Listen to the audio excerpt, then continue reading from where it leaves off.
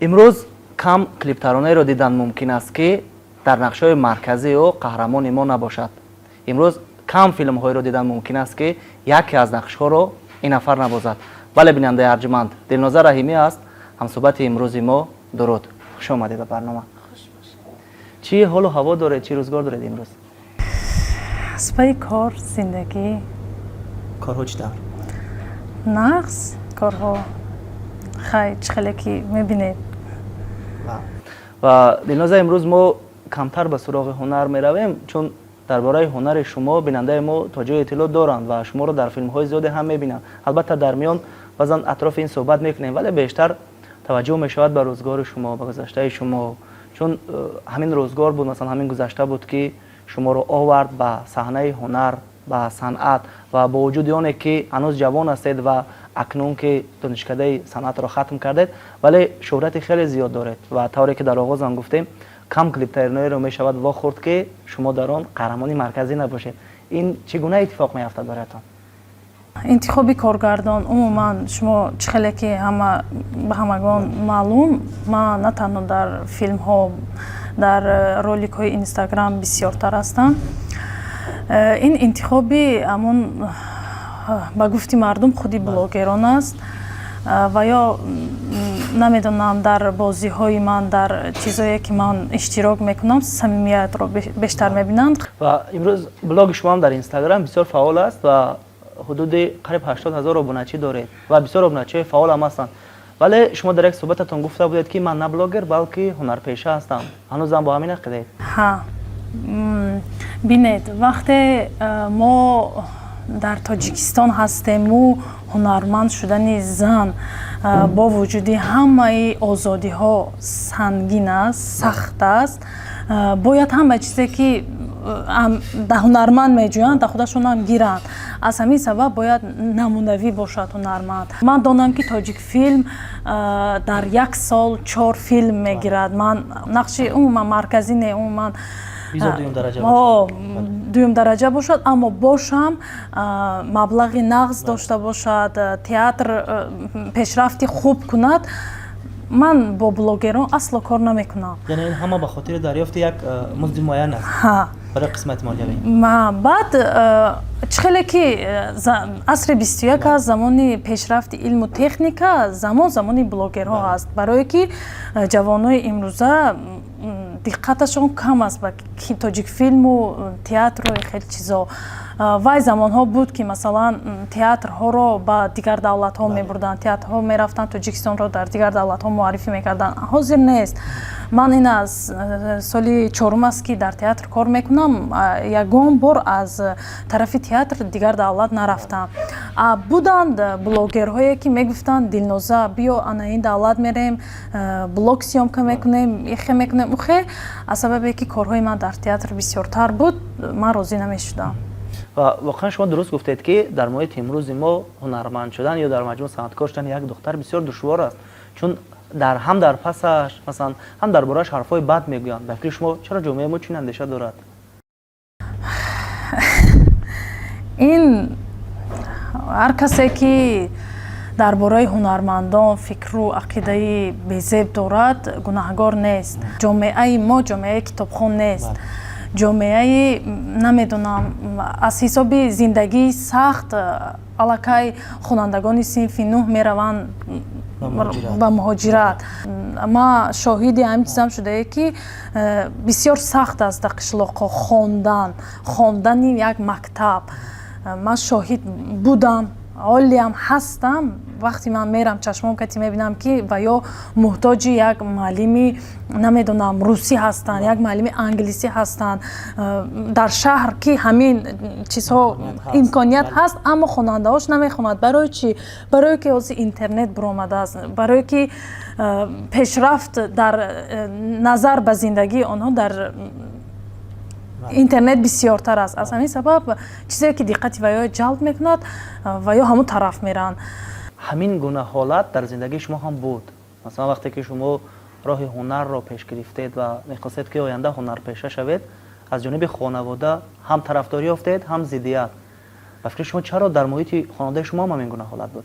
میدونید در پنجکند барои он ки духтарҳо биёянд душанбе, намедонам барои муаллима шудан, барои духтур шудан, кам падару модарҳо ҳастанд ки розӣ мешаванд барое ки духтарашон муаллима шавад ё ин ки духтур шавад. Ана шумо ёбеду гиред ки оилаи ман розӣ шуданд ки духтарашон биёяд ба гуфти мардум актриса шавад. Модарҳо, ами занҳо камтар гапҳои занҳоро ки бисёртар диққат медиҳанд, аз тарафи модар каму беш буд, ами гуна ки чӣ ба ту бояд духтур бошӣ, не ту бояд набошӣ ҳунарпеша. чӣ хел розӣ кардед баъд модарак омадед? Дар хонаи мо ки калони хона падарам буданд, аз ҳамин сабаб модарама розӣ карданд. Баъд падарам эҳтиром дорам, боварӣ дорам, ман намедонам чӣ ба ҳам кам духтарое ҳастанд ки бо падарошон рафиқи наздиканд. Бисёртар духтаро аслан духтаро модар кати бисёр рафиқанд. Ман ки рафиқи дадам будам аз хурдӣ, барои ман ами дили пури ман ҳамун вақт аз аввал падар буданд. шумо гуфтед ки тодаи Панҷакент ҳастед. Аз кадом деҳаш? Аз шаҳри худи Панҷакент. худи Панҷакент. яъне дар муҳити шаҳр ҳам ҳанӯз ҳамин гуна як фаҳмаи шамгир як мафкура вуҷуд дорад. ҳа, мутаассифона. ва Дилноза, чанд вақт қабл шумо акси профили фейсбукатонро сиёҳ кардед. ин рамз ё расм як мотам аст. чӣ шуда буд ба шумо?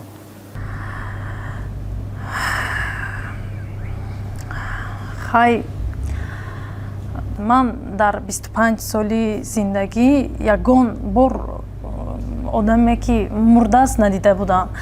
Якумин мурдае ки ман чашми худам кати дидам, одами аз ҳама наздики ман падарам буданд. Амин. Аз ҳамин хотир ҳамун шабу саҳар даруни ман амихе буд. чизе ки ман зиндагия рангу ранг намедидам, ҳама чӣ барои ман торик буд, ҳама чӣ чизои сиёҳ мана зер мекард. Асосан вай амон сурати профили ман даруни ман буд. Хонаи падар бепадар ҳеҷ маънӣ надорад. Барои ҳамин ман гурехтам омадам инҷа. ҳар боре ки медаром хонае ки дадам нестам,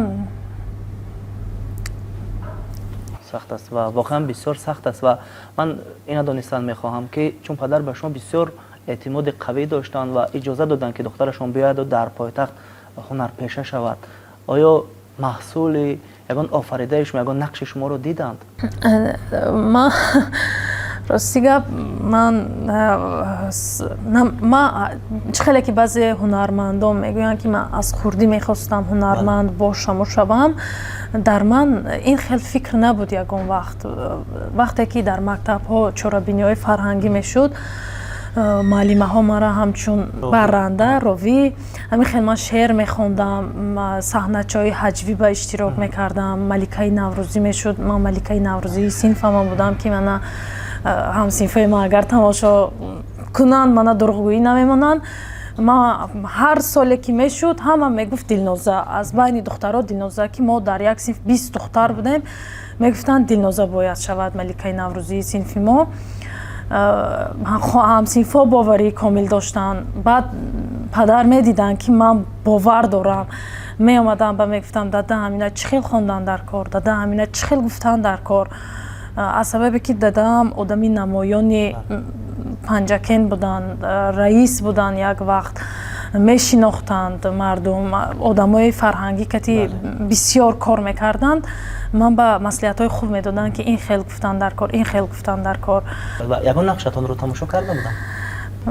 фақат ҳамин видеороликҳои Инстаграм, баъд чизе ки дар рекламаву саҳнаҳои тарбиявие ки дар телевизор нишон медоданд, фақат ҳамоное тамошо мекардам.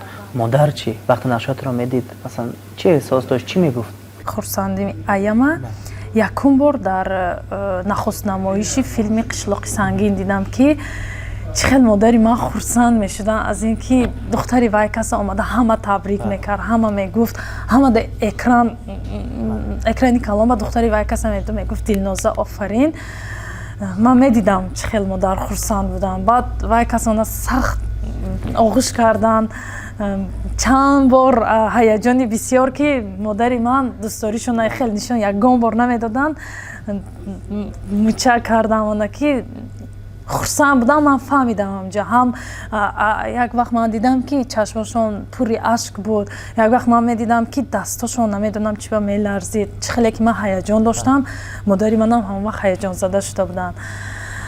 медиданд. Баъди ҳавай қишлоқи сангин ман баъд дидам ки вай кас вақте мо сёмкое ки мерафтем филми қишлоқи сангина гирифтанӣ, кас барои ман дуо медоданд, мегуфтанд барори кор духтарҷон. مادرم نهایت راضی بودن، خرسند بودن.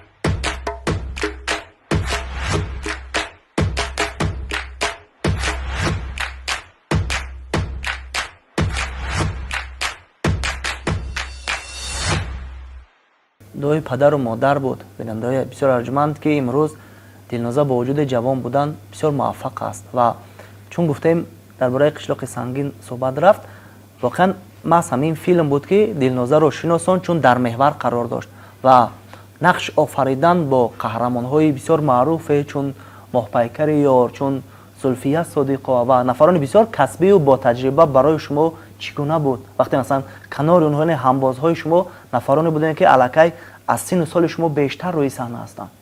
البته که و یا حرفه‌ای که هستند، اپای زلفیه صادق و اپای ماه پیکر یار و آدم کمتر میترسد. ما با اپای ماه پیکر در یک تئاتر کار میکنیم، در تئاتر جوانان. ما صحنه داشتیم که یک جای باید کار کنیم. راستیگه با اپای ماه پیکر با نقش بازی کردن برای من ترس بود، ترس داشتم. من کلینی وای کس را بازی میکردم، ترس داشتم در صحنه تئاتر. چرا سیاست داشت؟ سببی که اپای ماه پیکر بسیار دلی نرم دارن و اما سیاستی بلند، آدم کمک نشناسد اگر کمتر میترسید. بعد میشینید هم صحبت میشید و میبینید که یک آدمی که چهره قدر با گفتی تماشابین ظالم دارد و اما دلی نرم، بعد آهسته آهسته بعد عادت میکنید. در همین فیلم هم همین خیال بود که برای من با اپای ماه پیکر هم باز شدن اونقدر ترس نبود. با اپای زلفیه که باری اول بود کمتر از همین چیز ترس داشتم. و تقدیر همین فیلم چی شد؟ نقش پریسا همین که اونا معلق ماند؟ موسم اول تمام شد. یعنی موسم‌های بعدی هستند، بیننده میتواند این سرچ کنه. اکنون این در دست رژیسور الهام جان فاضلوف که خودی وای کس میدونن که چیکار کنند. برای بیننده ما هم جالب بود چون منظره بسیار جالب داشت و سیر تاریخ بیشتر میکرد این فیلم. اون لباس‌هایی که اونا میپوشیدند و ما اکنون میرویم باز هم به گذشته دلنوزا بانو. ما فهمیدیم که شما اینه که مکتب میخوندید و دوتارنوازی بسیار شغل داشتید و دوتارنوازی رو مشق میکردید. تقدیر دوتارنوازی چی شد؟ امروز هم نواخته میتوانید؟ این شوق بود. من یک رفیق داشتم، بسیار رفیقی نزدیکی من، پریوش. این شوق بود. ما میرفتیم میخوندیم، هم ما میخوندیم هم مینواختیم. چخیلی که من گفتم همین حس صنعتکار بودن در من بود، اما من خودم نمیفهمیدم که باید من هنرمند شوم. از چیزایی که باید من میکنم راحت کنم، روحی من راحت کند. بعد از سببی که در پنجکین تئاتر نبود، دقتی من رو دوتارنوازی بیشتر جلب کرد. ҳозирам навохта метавонӣ ё фаромӯш не кардӣ? фаромӯш кардам. такмил бояд дод.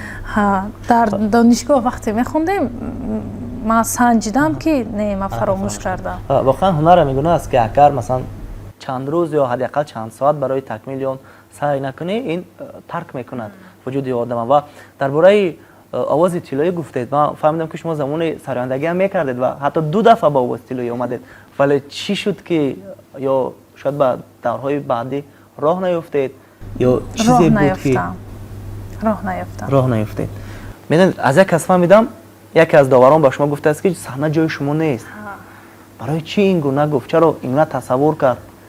моҳҳо мешуд ки тайёрӣ медидам барои омадан ба овози тиллоӣ ки биём хай овози тиллоӣ овозома санҷам, бояд намедонам чизе ки ман мехоҳам мардум фаҳманд ки ман чӣ мехоҳам, хонам чизе ки ман барои хондан ки ҳозир аксари ҳунармандое ки мехонанд, ҳофизое ки мехонанд, ман намедонам чӣ ба ҳамин хел ҳавоӣ мехонам, фалш мехонам.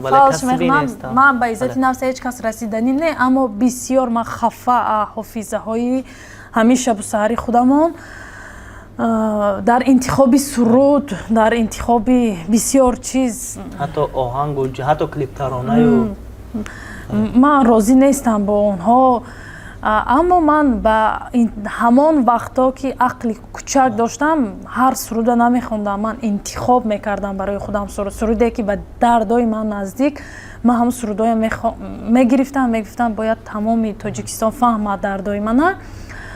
кӯшиш мекардам ки ба овози тиллоӣ биёям, роҳ ёбаму ҷаҳонӣ шавам ба дили кӯчаки худ ҳамон солҳо. баъд ман тайёрӣ медидам, меомадам як сол мегуфтанд ту аз ин соли дигар биё, бо соли дигар меомадам медиданд, ба гуфтанд ки санъат ҷои ту нест бачаҷон, ту бояд равӣ, наметонам ягон касби дигара гирӣ. намехоҳам гуфтам. чаро пас чунин гуфт ки санъат ҷои шумо нест? шояд чизеро надида шумо ё намедонам. хай вай кас устоди санъати овозхонӣ ҳастанд, мумкин чизҳоеро ки бояд ҳамчун ҳофиза ман бояд дошта бошам, ҳамон сол надоштам. ҳар як сухан ё ҳар як андеша пайи худ як ҳикмат дорад ва шояд ҳамин ҳикмат буд ки шуморо бо азми бештар қавӣ, устуворӣ бештар овард ба саҳна. ҳарчанд ба санъати овозхонӣ не, вале ба санъати ҳунарпешагӣ. ва шояд ҳикмати ҳамин бошад ки агар масалан имрӯз Дилноза сароянда мешуд, шояд камтар шӯҳрат меёфт аз оне ки ҳунарпеша шуд. ва маҳз ҳамин ҳунарпешагӣ метавонад барои шумо боз як зинаи дигар, як минбар дигар диҳад барои сароянда, чун ҳунарпешаҳо дар либоси ҳама кас даромада метавонанд, вале сароянда наметавонад ҳунарпеша шуяд. фикри шумо чи аст? шояд ҳамин гуна буд ё ҳамин буд ки масалан шуморо донишгоҳи санъат овард? вақте ба ман гуфтанд санъат ҷои ту нест, бисёр сахт алам карда буд ман ба рости гап. гуфтам санъат ҷои ман нест, ман исбот мекунам ки санъат аз ман аст. санъат ҷои ман аст, санъат аз ман аст, ки ман бесанъат наметавонам буда. дар як дарс вақте ки дарси амалӣ буд, дарси таҷрибавӣ буд ва маълима Соро Собир, духтари ҳунарпешаи бисёр муваффақи имрӯзи мо, устод Қурбони Собир, ба шумо дарс мегузаштанд, ба саҳна баромадеду гиристед. чаро?